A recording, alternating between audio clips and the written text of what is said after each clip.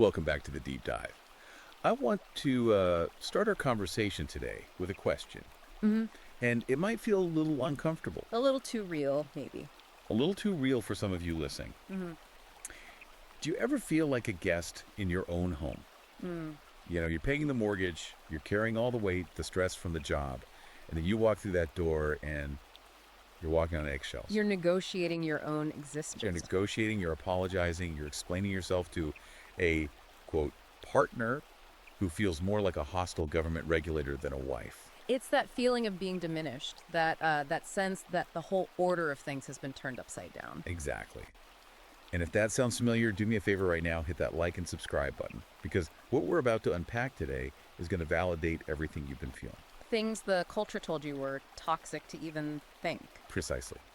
We are diving into a book that is, frankly, a declaration of war against the chaos of modern relationships. It's called Obedience, Honor, and Order: How to Train a Wife by Conrad Riker. And we need to be very clear about this from the start. This is not a self-help book. Yeah. Riker isn't here to teach you to communicate your feelings or any of that therapy speak. He calls it a manual for restoration. The manual. I like that. He's basically arguing that the modern equality experiment in marriage is a lie that's left men weak and, ironically, left women miserable and anxious. It's a heavy premise. He says relationships shouldn't be democracies, They should be kingdoms. kingdoms with one king. And look, before we get into the details, and believe me, it gets incredibly specific, if you are a man who wants to reclaim his natural authority, you need this book. It's essential reading. It's on Amazon, Kindle, and Google Play Books right now. They'll wait on it. Okay, so let's unpack this broken feeling. Riker's preface just hits you right in the gut. It really does. He lists the symptoms. The eye rolling, the husband's voice just being like background noise. He uses that phrase you mentioned, negotiating with a hostile government.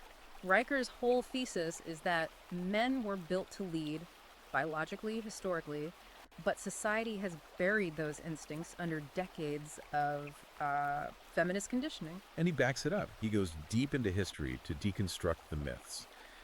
Chapter 1, Primacy, was, for me, just fascinating. He basically accuses the entire education system of fraud. He takes a sledgehammer to it. He goes right after this idea that matriarchies were these, peaceful, idyllic societies. The Amazon warriors, right? I mean, we all hear about them. We all hear about them. But Riker brings up this study of, 300 supposed warrior woman graves, and it turns out when you actually look at the bones and not the ideology, They're fake. misidentified, or just fake. The Amazons, they just didn't exist in the way we're told. That's like we've been gaslit by academia. What about Sparta? I always thought of Spartan women as these tough, independent women running the show. They were tough, for sure, but they weren't leaders. Riker's point is that they were part of a state-run breeding program. Their job was to produce warriors for a state run entirely by men, or, the Mosuo in China, another supposed matriarchy. Right. He digs into the anthropology and finds, well, women might run the household, but the men still control everything that matters: trade, religion, external affairs. The argument is that patriarchy isn't some conspiracy. It's an emergent order. Exactly. It just happened everywhere, in every successful civilization, because it works. He talks about it from an evolutionary perspective, too. Right. In these high-stakes environments, like combat or finance, we all instinctively look for male leadership. It's about risk and executive control. Riker argues women are optimized for, say, empathy, social monitoring, keeping the peace inside the group. And men are for external conquest, imposing order on chaos. And when you try to flip those roles, you don't get equality, you just get dysfunction. You get an anxious woman and a resentful man. Okay, so if history's been a lie and biology is real, how do you fix it at home?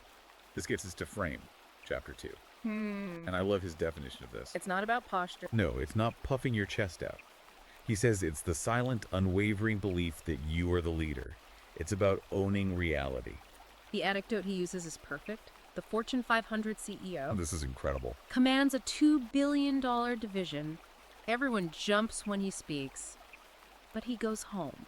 And he's asking his wife for permission to fix the roof on his own house. The CEO at work, intern at home syndrome, it's just pathetic. So what was Riker's fix? Kill the negotiation. He told him to stop asking, how about this, or what do you think, and start stating this is happening. He booked a trip to Iceland. No discussion, just announced it. Okay, but most guys hear that and they panic. They think, my wife will leave me. What actually happened? She tested him.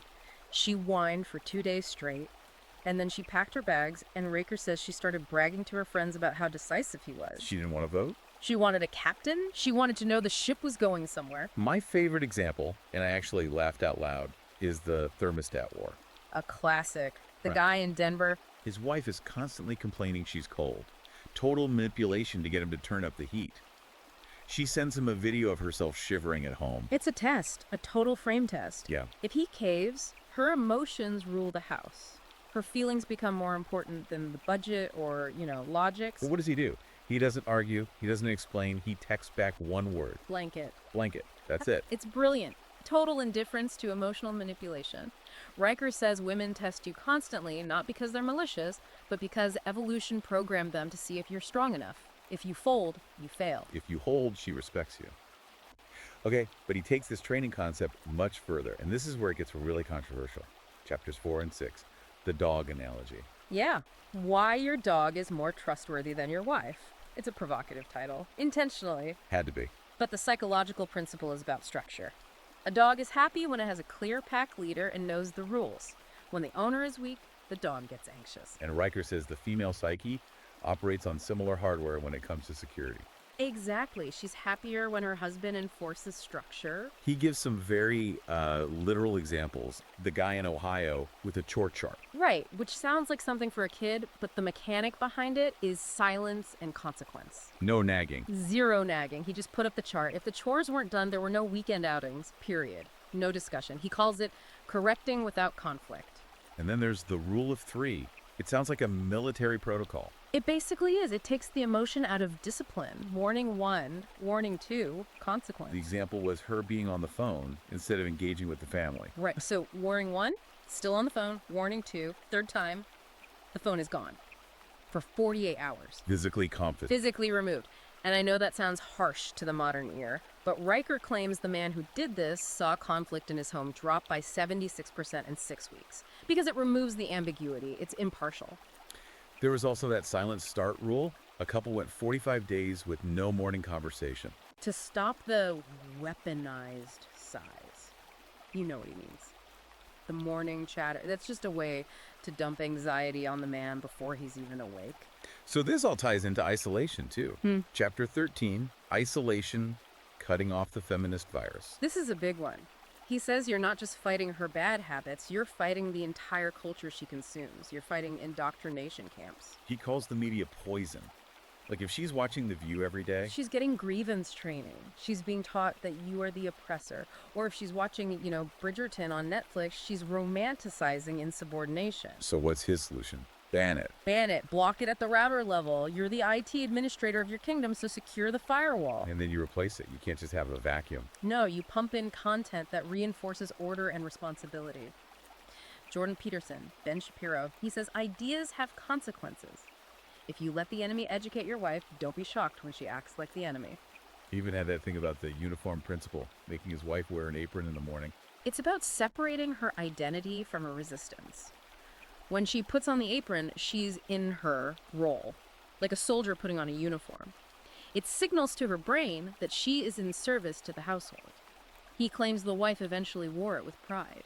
Because it gave her purpose. Feminism offers freedom, but what people actually crave is purpose. Let's talk about the kids. This is where the stakes get really high. Chapter 16, one captain, no co-pilots. A direct attack on co-parenting. He sees it as a total disaster. Why? Because shared authority just confuses children. It turns them into little manipulators. If mom can override dad's no, then dad isn't the leader. He's just another opinion. He had that wild example of the rule override fine. The father in Idaho, yeah, every time his wife undermined him. He fined her $20. $20 right out of her personal account. He physically took it. It wasn't a threat, it was a transaction. And it worked. She stopped in 3 weeks, and the kids got calmer. The meltdown stopped because they realized the law was absolute. There was also the CEO model for that tech family in New York. Weekly performance reviews. Stock options for chores. It's applying corporate efficiency to the family, but the philosophy behind it is what matters. Biological determinism. That women are optimized for nurturing and submission. Right. And that the reason so many women are on SSRIs is because they're fighting their own nature. They're trying to be leaders. which requires a hardness they aren't built for. When the man takes that burden back, she can relax. She can actually be. Which brings us to the reward system. Chapter 15. Sex, the reward for submission. It's going to bother some people. Well, absolutely. But it completely flips the modern script. So he says sex is not a marital right. No, it's a currency. In his model, intimacy is the reward for compliance and loyalty. If she defies you, it's withdrawn. If she submits, she is rewarded. It puts the man in control of the sexual dynamic. He says, stop chasing, make her earn it. But what if she won't? What if she refuses to get with the program? Then you get to chapter 18, the exit. Riker is brutal on this. He says, if a woman cannot be trained, she is broken. And she must be let go. She must be let go. He says, you have to be willing to walk away. That is the ultimate expression of frame, the willingness to destroy the relationship to save your self-respect. If you're not willing to walk, you have zero leverage. And the paradox of all this, he claims, is that women in these male-led marriages are actually happier. The happiness paradox. He claims the data shows that order is oxygen. When the chaos of constant decision-making is taken from her, her anxiety plummets. She thrives on the security. She wants a king, not a roommate. That's the core of it. So what's the end game? Where does all this lead? Chapter 20 paints a picture of a dynasty. It's the grand vision. It's not just about a quiet house and your coffee being ready, though that's part of it. It's about legacy. It's about a lineage, building strong sons and happy, obedient daughters who know how to build their own functional families.